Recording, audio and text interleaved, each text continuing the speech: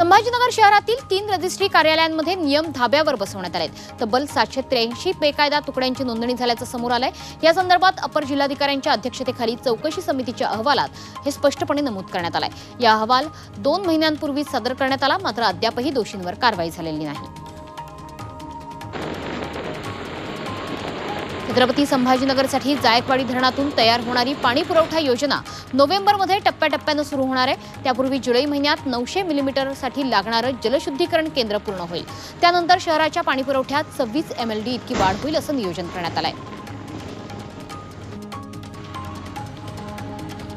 छत्रपती संभाजीनगरातील मराठवाडा विद्यापीठातील 32 पदवी आणि पदव्युत्तर अभ्यासक्रमांचे निकाल जाहीर झालेत, तर उर्वरित तपासणीला सुद्धा गती देण्याचे प्रयत्न सुरू आहेत। त्याचबरोबर जे प्राध्यापक उत्तरपत्रिका तपासणीसाठी उत्सुक नाहीत त्यांना विचारणा करणारी नोटीस पाठवण्यात येणार आहे।